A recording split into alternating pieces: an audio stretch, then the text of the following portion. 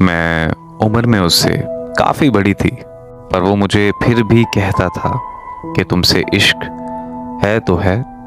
मैंने उससे कहा भी था कि तुम्हारी फैमिली नहीं मानेगी, तो फिर उसने जवाब दिया कि मेरी फैमिली वो करती है जो मैं चाहता हूँ, तुम बस अपनी अम्मी को मनाने की कोशिश करो। और इस बात में कोई शक नहीं है कि मैं उससे बेहद मोहब्बत करती थी, उसकी हर अच्छी बुरी बात मानती थी।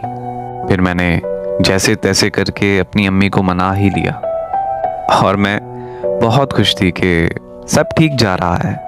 और फिर मुझे पता चला कि उसे किसी और से मोहब्बत हो गई है जो कि उसकी हम उम्र है, और उसने उससे मंगनी भी कर ली। उसने मेरे सारे ख्वाब तोड़ दिए। मैं भी मुकम्मल तौर पर टूट चुकी थी।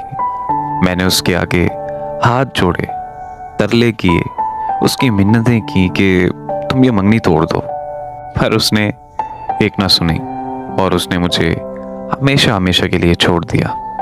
उसके जाने के बाद मैं ज़हनी अजियत का शिकार हो गई, नींद की गोलियां खाकर सोने लगी। वक्त गुजरने के साथ साथ मैं सोशल मीडिया इस्तेमाल करने लगी, तो वहाँ मेरी बात एक अनजान शख्स से हुई जो जो लोगों को दर्द सुनाता और समझता था।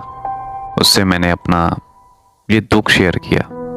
बस उसने मुझे एक बात बोली कि कुरान पाक पढ़ा करो तर्जुमे के साथ। और मैंने कुरान को तर्जुमे के साथ पढ़ना शुरू कर दिया।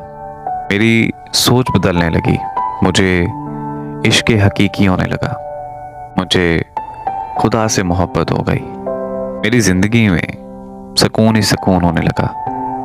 मेरी शादी हो गई और अल्लाह पाक के फजलो करम से मेरी एक बेटी भी है, और मैंने अपनी पसंद की शादी की है, पर इस दफ़ा खुदा के बताए हुए रास्ते पर चली हूँ। इसीलिए बस ज़िंदगी में सुकून ही सुकून है।